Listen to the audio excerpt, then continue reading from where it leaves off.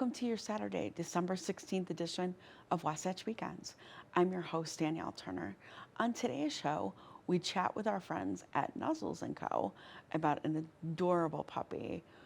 We get a fun chutney recipe, and we learn to make snow globe sips and so much more. In local news, Santa is coming down the town lift today.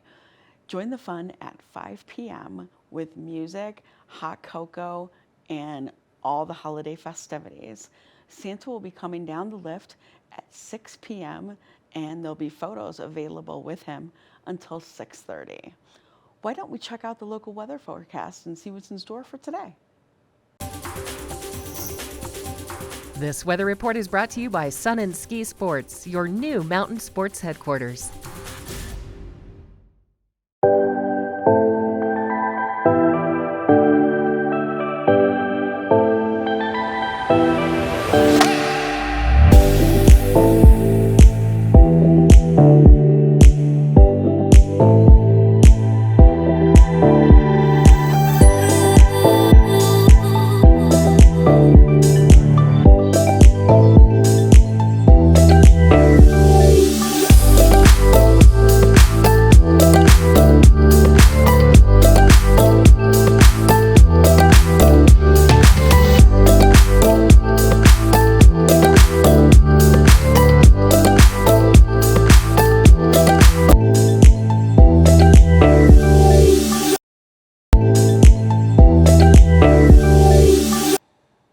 Welcome back to Wasatch Weekends. Earlier in the week, Gretchen had a chance to talk to Josh at Nuzzles & Co. and meet an adorable puppy. Let's take a look. Welcome back to the show. I'm your host, Gretchen Pleshaw. I am so excited. I have Josh with the Nuzzles & Co.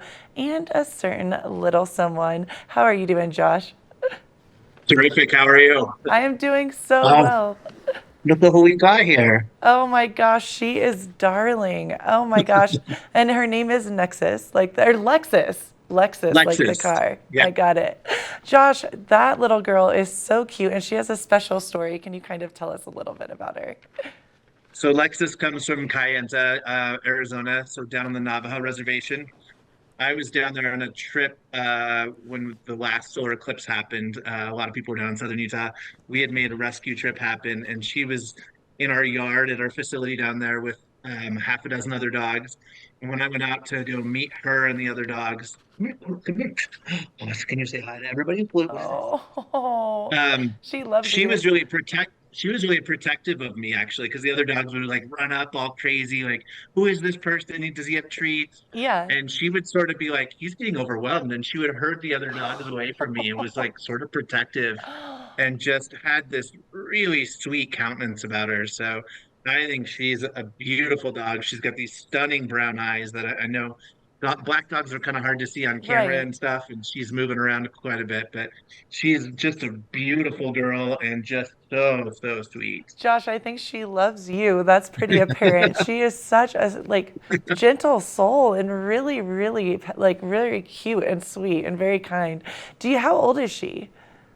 She's we're guessing somewhere around 11 months to a year. Oh wow. And how big is she? It's hard to tell kind of through the It is. I think when we weighed her last, it was 50 pounds. So it's kind of Wow. that mid-sized dog.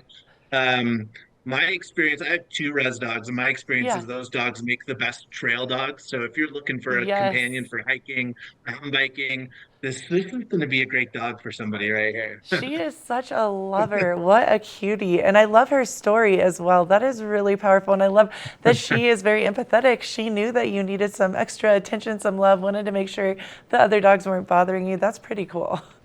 It was pretty, like, it was amazing how intuitive she was, and Yeah. she could kind of sense when I was like, six dogs jumping on one person is a lot. And she was Yes. like, let's give him a break. And she kind of came in and said, like, you go over here, you go over here.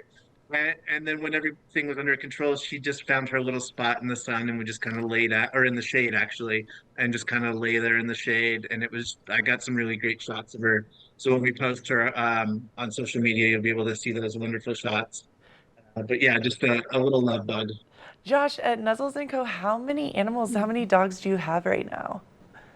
I mean, the numbers are always fluctuating Right. between rescuing new animals Right. and and adopting them out. I think when I last looked, we had 125 animals in our care this morning, Wow. Oh my and that's a gosh. mix of cats, dogs, and 5 pigs. Wait, and 5 pigs? We have 5 pigs right now, yeah. So My face.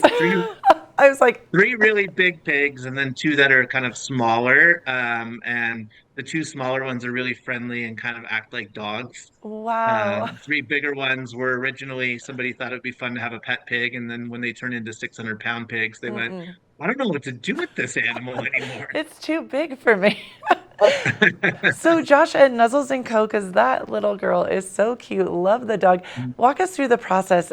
You see this segment. You are excited to meet her. What should people do? What does the process look like? So we have an adoption application.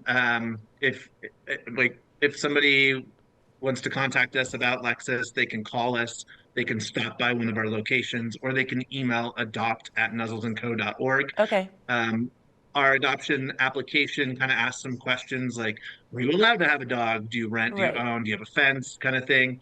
If you're looking at, say, a puppy, we ask questions like, is there somebody going to be home every 3 to 4 hours? Because a puppy needs to use the bathroom, needs attention, etc. So if you're somebody who works 12-hour days and is gone most of the week, a puppy's probably not a good fit for you. Right. So we have kind of a conversation with that application to make sure everything's a good fit. And once that happens, we just move forward. We've removed a lot of the barriers to adoption. We want to be able to make it accessible to people. So at that point, we just move into the from the application to the contract. Okay. And go to the contract, and then we have sort of a preparation exit interview kind of thing. Cool. Here's your expectations of what it's like to have a new life in your life. Josh, are you sure that this cute little Lexus isn't going to be your next forever dog? She's gonna tug on my heartstrings pretty hard. Yes. She's gonna be one of those that's gonna be hard for me to watch. I'll celebrate when she gets adopted, but I'll Yeah. also mourn a little bit inside. I understand that. I can't imagine what you guys do because, of course, you want the dog or the animal, the pig, the cat, to go to their forever home. And it's so beautiful to watch that, but you get so attached. I mean, what a beautiful soul. She is darling.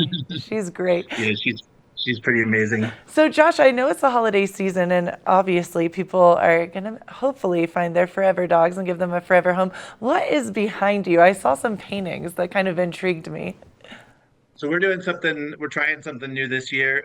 If you want to support a rescue animal, but you can't bring that animal into your home, Right. we've been doing art with the animals.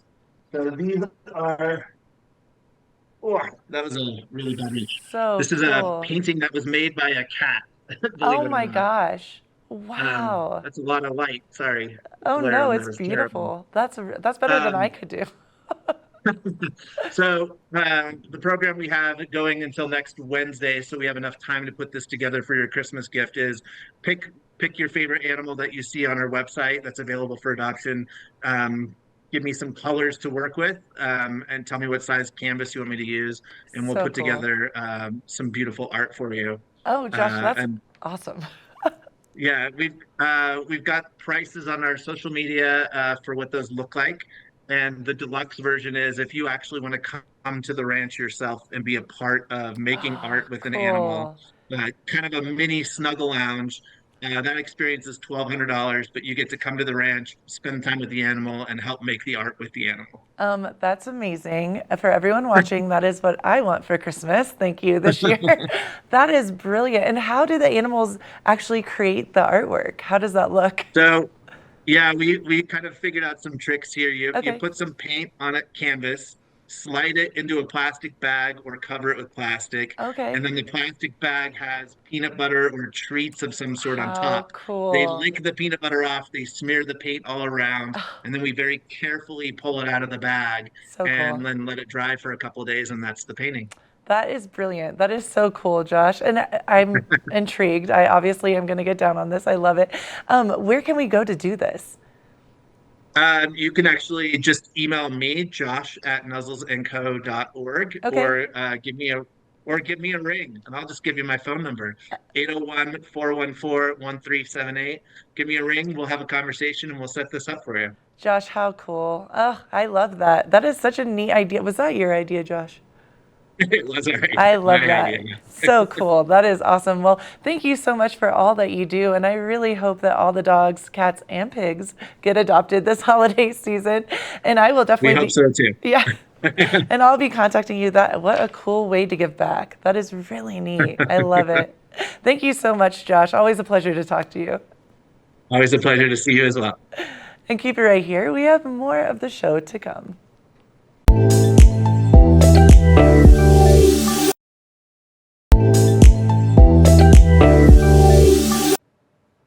Welcome back to Wasatch Weekends. Up next, we learn all about a fabulous chutney recipe that you need to have on your holiday table. I'm from New England, so this is cranberry chutney. It goes primarily for Thanksgiving, a little side dish, but it's really great on vanilla ice cream.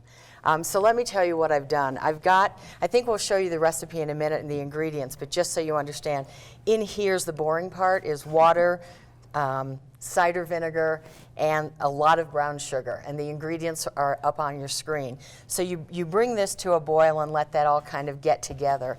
And then what you're gonna do is you're gonna add, give or take, 3 cups of cranberries. Okay, I'm gonna stop you right there. Okay. These are fresh cranberries. Oh yes, these are fresh cranberries. These are not sweetened or dried or no. These are fresh, shining cranberries. So where do you get your cranberries? Do you buy them in the bag at the store? Yes. Okay. The normal, if I were, normally when it's season and you're buying cranberries, you can get a bag, sort of a bag, and you need 2 bags of cranberries to do the recipe.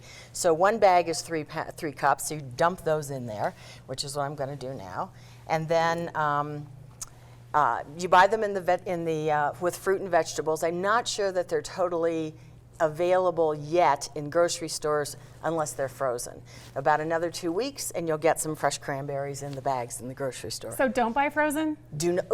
Frozen's fine. In fact, these were frozen and I defrosted them this morning. But you know what? If you didn't have time, dump the frozen ones in. It's a very forgiving These recipe. cranberries are beautiful. Mine never look that plump and They're juicy. beautiful. I mean, I have to say, kudos to the shopper. Yes, absolutely. So what I'm going to do is I dumped in the 3 cups of cranberries, and then what I do is here we have, this is 2 lemons that I've sectioned and taken out the fruit. It is 2 navel oranges that again I've sectioned and taken out the fruit, and then it's I used a microplane to get the skin of both the lemons and the oranges, and so all you do is dump this in here. So you just zested that? I zested it, and I'll show you what that. And it smells delicious. Just the smell is permeating the it's- studios. It's wonderful. It's a great smell, absolutely. So that you just let this cook now, and the best part is you do it in stages.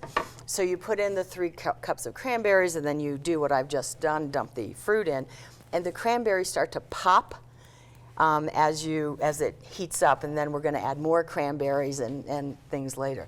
But zesting, all you do is take a microplaner, which is one of God's wonderful gifts. Take a microplaner and you just run it on the lemon like that till you get down to the white part, and then you stop. And you can see that you've got, just the yellow skin of the orange, and that's zesting. It's dead simple, and it really brings out the flavor of, lemons and oranges in there. So that's all there is to that. That contributes to the citrus taste, really brings out the cranberry, the tartness as well. Exactly. So now what you do is you just kind of let this pot boil away with our goodness. You know what I forgot? I forgot our spices, which are really important. Now, if you have if you've got a spice cabinet that's full of spices and you have cinnamon and cumin and allspice and clove, then the recipe that you'll see has little, use a little bit of this and a little bit of that. But I'm going to cheat, and I've used pumpkin pie spice, which has almost all of those spices in it, and it's easy to buy. It comes in a little cup, little container. So I'm going to add all of our spices in one fell swoop. And Patty, where is this recipe from? Is this a family recipe? Has it evolved over time? Oh boy. This recipe started, at least for me, decades ago with a friend called Myra, who's a lifelong friend. She's a fabulous cook. And we rented a house out in Long Island for the winter because we couldn't afford to rent it in the summer. So we rented the house for the winter, and she cooked every weekend for us. And we had company and things like that. So we were doing Thanksgiving. And Myra found this recipe somewhere, and that was in the early 80s, I might add. And every year since then, I have made cranberry chutney. And so, it's a family favorite at this point. But that's where it started. So I have to kudos to Myra, who clips and saves recipes and then plays around with them a little bit and all the rest of it. And it's just not the same buying it in the can. It's so easy to grab that can, but you don't want to do that. No, you don't want to do that. And this is different than the cranberry sauce that you get in the can, in that, when you get the cranberry in a can, you crank it open, if your can opener works, if you crank it open, and then you open it and you put it down and it's jellied. Or you can get whole cranberries inside the jellied cranberry. This is, it's heavy and syrupy, and it's got all fresh ingredients in it. It's very different than the stuff you would buy for Thanksgiving. I feel like once you make this, you're not going to go back to the can. Well, I'd like to say that's true, but in Steve's family, they prefer the other stuff. No. Yes, they do. Oh, that's not possible. I've tried to convince them, but they prefer the other, so we have both. We have both at our house. Well, it also feels intimidating to make this, but you make it look so easy. It's actually dead simple, and it's totally forgiving. Once you have the list of ingredients, and what I would tell you is, like, I've got all of the ingredients we're going to use later. I'd put cut your oranges and your lime and your lemons and skin them and do the pith and all of that, and then you just follow the recipe. And if you add a little bit too many cranberries or you don't have enough cranberries, life will go on. It's a very simple recipe, but it's delicious. And the guys around the studio will tell you it smells pretty good too. It does. So we've got this boiling away. Right. So this is boiling away. And what we would do is you just continue to stir it because it's got sugar in it. So you don't want to, let it go too far. So that's it. You stir this and with the magic of TV, we're not going to take all this time, but you let that stir for 30 minutes or so. So on a little bit lower simmer, you let that go, walk around your kitchen, do your errands, and then I'll show you in a second the next step. And the steps are only important because when we put these cranberries in for the first 30 minutes, they're going to really just, pop and let all their juices out. And you're really not going to see these cranberries. But as time goes on, we're going to add another 2 cups of cranberries and then finally a cup of cranberries, and those keep their shape a little bit more. So that's where you get the color and the shape Such a and good everything. tip. I love it. So. And again, the smell is just so wonderful. Puts you in the holiday spirit, even if you're not ready Absolutely. for the holidays yet. Exactly. This Well, will get you ready. Exactly. Your prior segment, the woman was talking about getting into the season for Thanksgiving, and this does it for me. It makes the house smell so good. And the best part is you can package it up. My friend Liz has little jars, and she packages it up and puts little ribbons on it, and then she gives them out for Christmas. Her sister Kathy, back in New Jersey, no doubt is waiting for her little jar of cranberry chutney. Yeah, how can I get on Liz's list?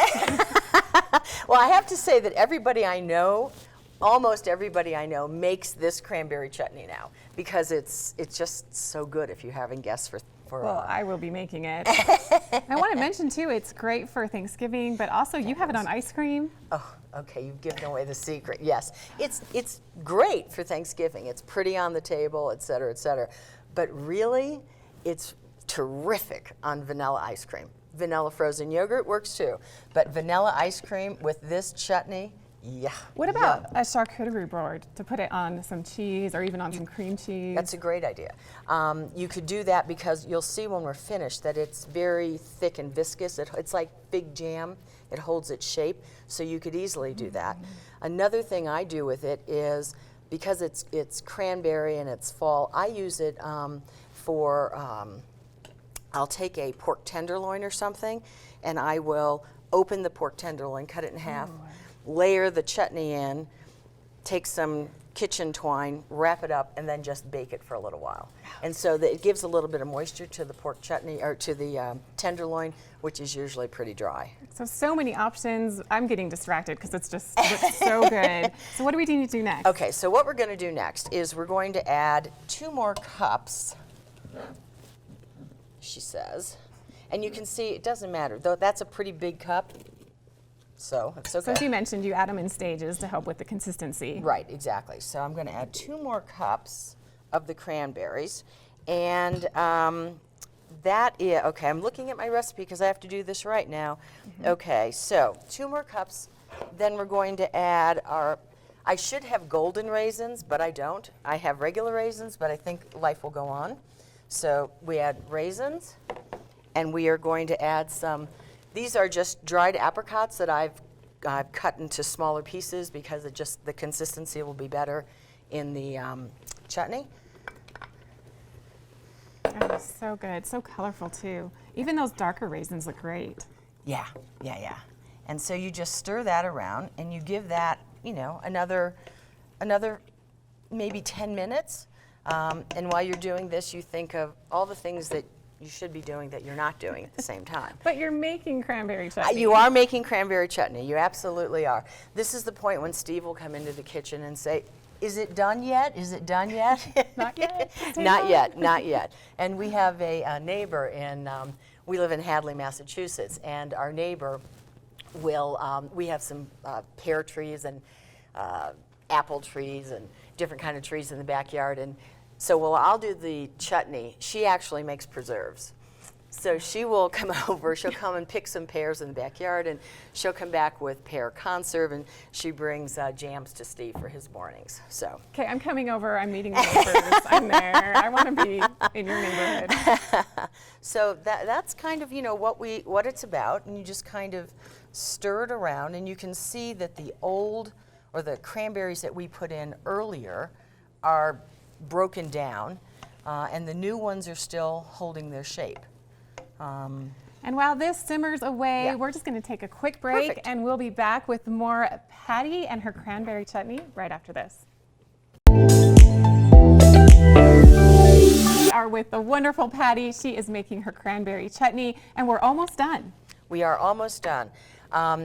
We are going to add a couple more cups so we have the final ingredients, and along with that we're going to add some chopped walnuts. I'll show you how I chop the walnuts, which is kind of a cheat. I buy the crushed walnuts or whatever you can get, and then I put them in a Ziploc or a plastic bag, and I take something like this and I just press them so I can get them to a consistency that, along with all of this, when people are taking a little bite of it, they're, it's not a big walnut. So you just break it down till you think it's the right size. So you want subtle walnuts. Exactly. Not a big walnut. You don't want a big chunk of walnuts. So we're going to add those walnuts.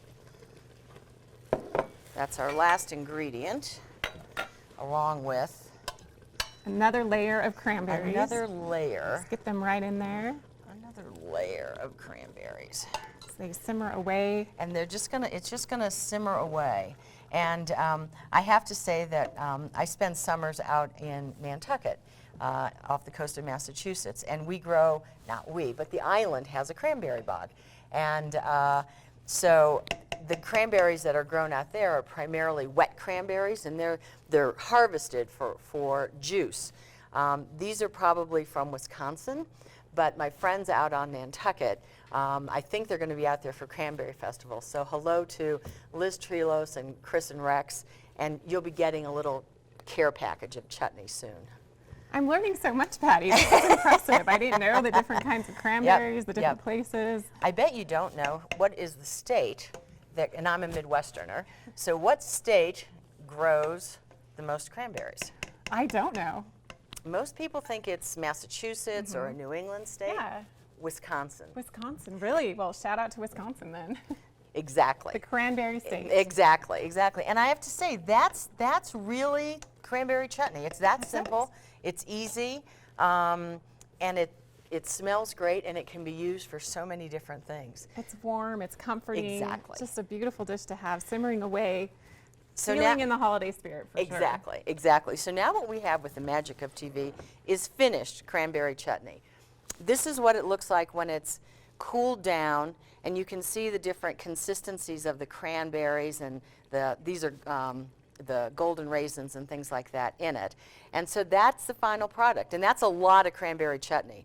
You know, you were saying you might put a little on a charcuterie. You know, you would put, you know, that much maybe, or a little bit more. But as I said, I use it year round. It stays, if you put it in a jar that seals, put it in your refrigerator, scoop it out, it's good just by itself. And I wanted to show you the easy way to package. For your friends, your For neighbors. your friends and your neighbors, you just take it out, For yourself. put it in here, seal it up, put a ribbon around it. I tell you what. That's all I want. That's all I want. And that's it. That's cranberry chutney. So how long will it last in the fridge? Oh gosh, it lasts probably 6 months easily.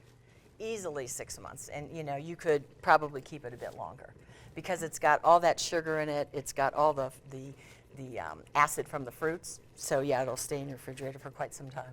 Well, you are inspiring me. Have you always loved to cook?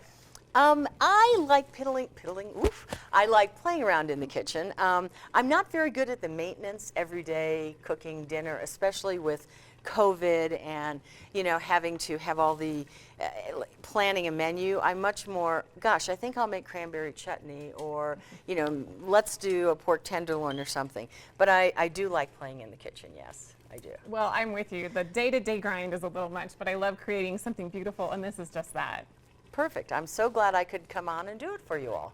Well, thank you so much, Patty. We appreciate the time, the effort. You went to a considerable amount of work to make this happen for us here today. If you want to watch this segment, you can find it on YouTube shortly. So be sure to watch how you can make cranberry chutney with the wonderful Patty, our East Coast tech director, and our wonderful chef. Thank you again for being here, Patty. Absolutely.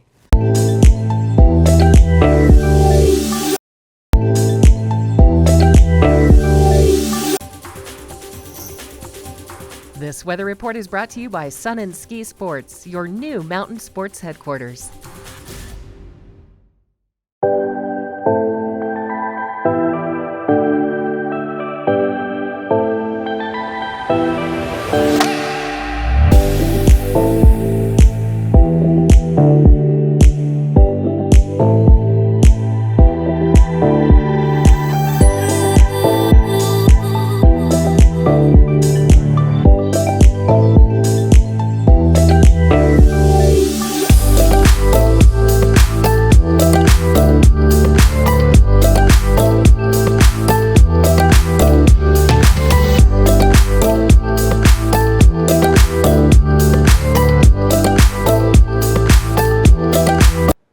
Welcome back to Wasatch Weekends. Are you looking for some fun decor for your holiday table? Up next, Kimberly shows us how to make snow globe sips. Welcome back. We are back in the kitchen, but this time we're making a much easier craft. I guess you could call it a craft or something to really refresh. It looks Your very taste bud. refreshing already. I mean, I don't. Water, hydration. Yeah, exactly. Water. We've got a couple good colors going on already. Absolutely. So, Ben, I'm so excited about this one because we're making the viral TikTok trend, the snow globe cocktail glass. Okay, And well, what does that mean? I haven't seen this at all, Oh, so wow. I am coming in completely in the dark. Completely blind. Well, I love it. So the things that you're going to need are water. We have some in a nice carafe here, but 2 clear glasses, or you can do more, but we're starting with 2 since there are 2 of us here. Makes sense. You need clear glasses. Straws are good to have, and some tape, because there is a little bit of construction happening. Plus, any sort of string. I'm just using simple sewing thread because it's what I had on hand. Makes it easy. And we'll make it super simple. And now, the best part is these look like snow globes because it looks like you have a mini Christmas tree inside of the glass. Okay, So I'm excited. How do we find a Christmas tree and to put it inside of a glass? Well, the best part is taking some rosemary to do that. Now, I love at using the rosemary as my base, but then you can really craft your winter wonderland in the glass. So we'll go ahead and get started, actually. I'm going to move this water carafe over here so you can see what we're doing. But I just got regular rosemary at the store. You can get whatever you want to. This is washed and rinsed, Okay. so everything is clean. I did that ahead of time. But then you look, you've got a big piece of rosemary here, right? So what we're going to do is basically put it in the glass, but you want to make sure that it has a flat bottom and then also looks like a Christmas tree. Makes so sense. What I typically would do is I'll measure it here. You just kind of measure it up against the glass. So you want it a little bit shorter than the glass because when you're sipping it, you don't want to get stuck in the nose. Yeah. With a sprig of rosemary, as delicious as it smells. So if you just take a whiff, it just has that refreshing, evergreen scent to it. Easily one of my favorite herbs is Abs- rosemary. It's mine too. It really is versatile. So I actually am going to take the scissors here and I'm going to trim it. So I'm going to Okay. trim it so the bottom is nice and flat. So you just want to just take it like that so you can see the bottom is flat there. Oh, as I throw rosemary off of it. But I'm going to give this to you and you kind of All decide right. what height you think is appropriate for the glass. Ooh, I think we might just need to trim it just a little bit lower. So you can trim it from the bottom, you can trim it from the top. It really doesn't matter. Makes but you sense. want to just a little bit below the rim And of the maybe glass. just leaving just a little bit of a stem up top. Can You help it actually look don't. a- You don't need the stem. Okay. Yeah. So and there's a trick to that, and I'll show you why. You want to make sure though that when you're cutting it, there we go, kitchen scissors. Awesome. They're strong. Yeah, kitchen scissors. Yep. You want to basically just kind of make sure that it matches the bottom of the glass. So I'd say we trim it probably about. Yeah. I'd say right about here, here Right and about there. there? I was Yeah. You're going from the bottom up. I'm going I was thinking from the top down. bottom up. Let's go right there. Right, so that's the next perfect spot. So we'll basically take the next one and match that so that we've got 2 glasses. If you're lucky, they'll stand by themselves, but most of the time they probably won't. So we've got some trick, hence the construction and the crafting. So I'm just gonna look at that. That looks good to me, right? So one of the things to really, this is the fun part, I like to actually take the rosemary and kind of spread it out. Fluff it up just a Fluff little it up bit. a little bit because we need it to look like a Christmas tree, right? Or an evergreen, since you can do this all winter long. You don't have to do it just for Christmas. So you pop it in the middle. Looks great, right? Probably not going to stand up on its own. So here is where the trick comes in. You can take any sort of string. I'm using just simple sewing thread. I'm just going to take a nice little piece of it. You want to grab those scissors, Gotcha. and you can keep this piece of string, and then All I'll right. keep the next piece of string, and here's where the construction and the crafting begins. If I can get this out here. Here we go. Think I see where this is going. You might Maybe. It's pretty intuitive once you kind of get started. I've seen people use it with tape, but I would prefer this. So you're going to take your little rosemary tree, Gotcha. and you're going to you don't have to tie it onto the tree itself, but you want to take that string, and you're just going to lift it up and put it under the first 2 branches, or the top of your Christmas tree, Okay. just like that, so that it's kind of like an ornament, right? Gotcha. You might have to have nimble fingers if you're using thin thread. But we've got that just like that. Then you're going to take your straw. This is the best part.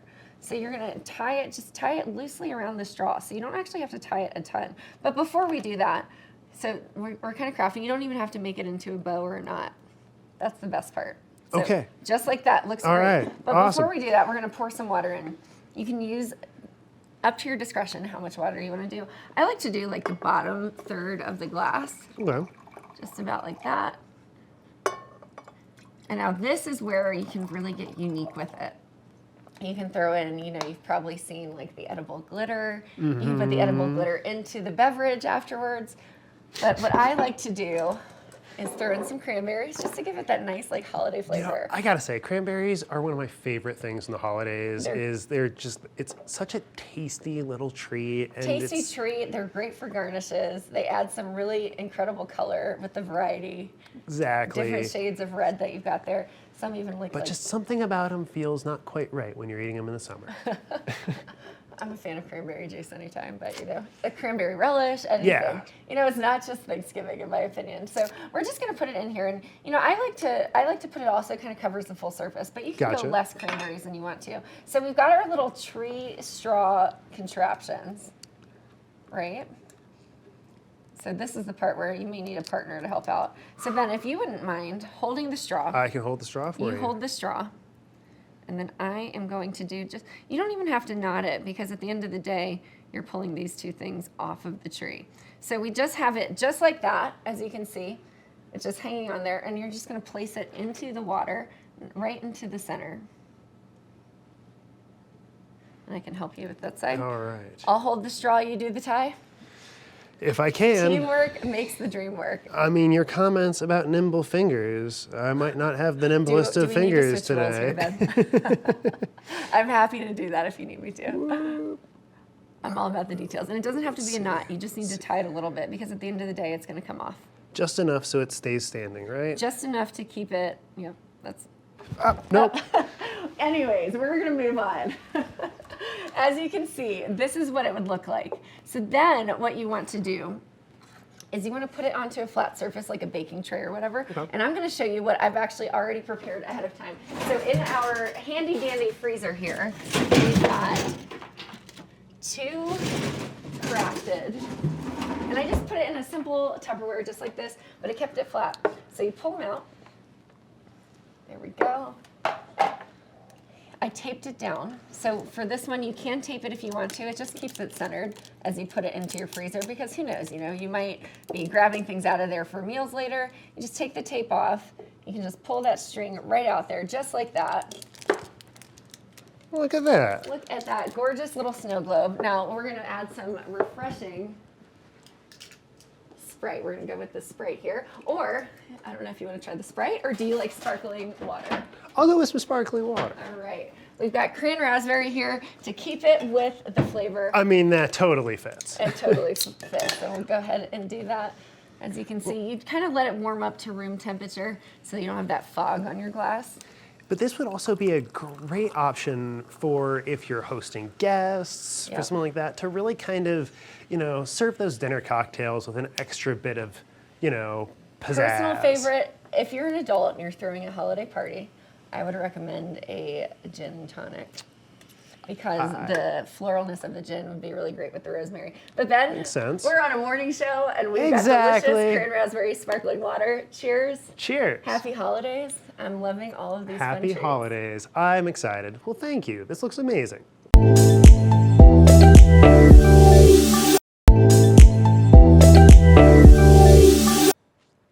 Welcome back to Wasatch Weekends. Up next, Gretchen had a chance to talk to the National Commander of the Salvation Army about the importance of giving during this holiday season. Welcome back to the show. We have Kenneth Hodder, National Commander of the Salvation Army. How are you doing, Kenneth? Good morning, Gretchen. I'm doing great. Merry Christmas to you. Merry Christmas to you. You look just so happy and so thrilled about the holiday season. Love the tree behind you, by the way. I love that you said you have to have a Christmas tree. Hello. Absolutely. You've got to have one. It makes the season so bright. It definitely does.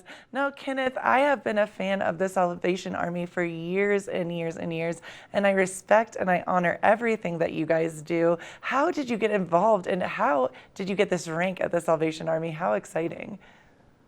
Well, that's very kind of you to have me today.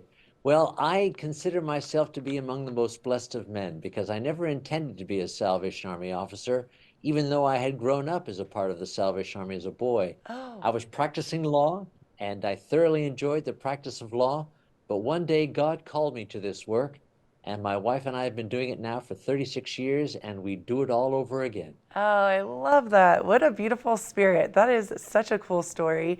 Now, the Salvation Army, I know, does so much for so many people throughout the world. And I was wondering how the Salvation Army has adapted to different community needs over the years. Well, Gretchen, the Salvation Army in this country has about 7,000 locations which serve every zip code. Wow. So we adapt by ensuring that what the Salvation Army does in every community is what that community needs the most. Okay. We always ensure that giving stays in that community, that we are constantly working with people in that community as to what the needs might be. So we're not a single purpose organization. We're designed to meet human needs in Christ's name without discrimination. And that will Love mean that. a lot of different things in a lot of different places. I love that message. That is so powerful and so beautiful. And, you know, it's so interesting because I, as a little girl as well, learned about the Salvation Army. And just as I've been, you know, growing up and seeing just what a huge difference that you guys make is just beautiful. And, you know, giving throughout the holiday season obviously is a big part of that. But why should people keep on giving throughout the new year to the Salvation Army? Well, it's no surprise to anyone, Gretchen, that inflation is taking a big bite out of everyone's budget. And that is particularly true for the people that the Salvation Army serves. We have, according to the latest figures, about 44 million people who are food insecure, and that includes 7 million children. Wow. We have double-digit homelessness. We have about 92 million Americans who last week struggled to meet their weekly expenses. So the pandemic has had a long economic tail, and we need to remember that not just at Christmas, but throughout the coming year, there will be a lot of needs, and giving now will help us to meet those needs. It's so interesting because you know, it is true. And I know it's a little bit of a, not the most happy or positive thing to talk about, but with inflation, so many people are feeling that pressure this holiday season, feeling maybe that they're not able to feed the whole family, give the gifts, etc. Salvation Army is something that you can give to really give back to others. Now, I know sometimes we think we need to give big amounts of money, but that's not the truth, right? Like people can give what they have, even if it's a little amount. Maybe not getting my Starbucks this morning and I could give to the Salvation Army tomorrow, right? You're absolutely right. You know, a small amount of money can make a huge difference. Give you one example. A typical volunteer standing at a Christmas kettle will make about $80 an hour. Now, Okay. over the course of a morning, that would provide about 800 meals, Wow. or it could provide more than 4 or 5 nights of shelter to a family. In other words, in a brief period of time, or with a small amount of money, you can have a massive impact. Oh, I'm so happy that you said that because I know so many people will be inspired after hearing that, myself included. I was just listening to you thinking, which day can I go and do that in the community? Because that's powerful and that's really beautiful. Just a couple hours of your time getting out there, spreading the joy and making, I mean, a huge difference for families. That's a big deal. That's very powerful. It's a very big deal. And on top of that, it's a lot of fun. Yes. Because you get back, as you well know, Gretchen, it's a tremendously satisfying experience to do it.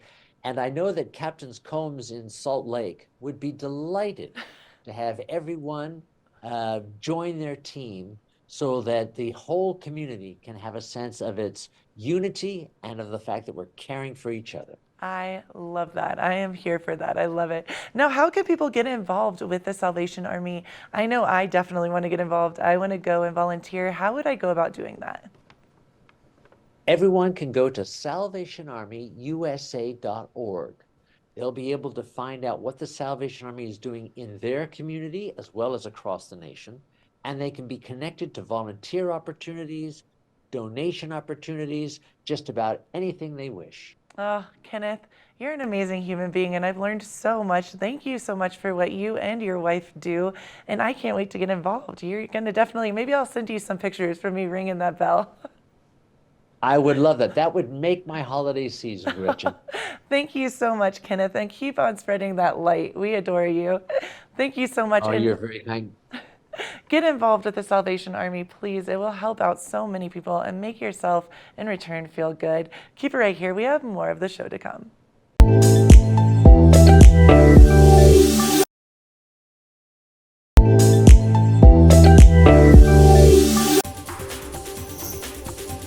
This weather report is brought to you by Sun and Ski Sports, your new mountain sports headquarters.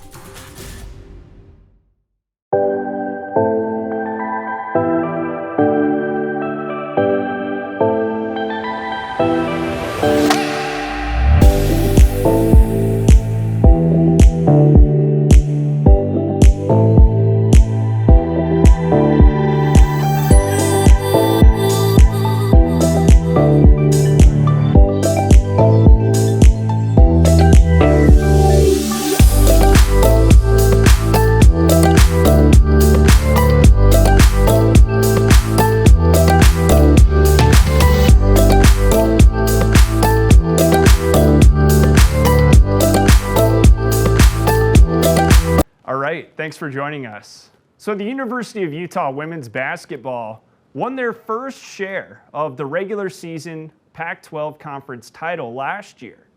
Now they enter a new season as the preseason favorite in the conference, which places a target on their back.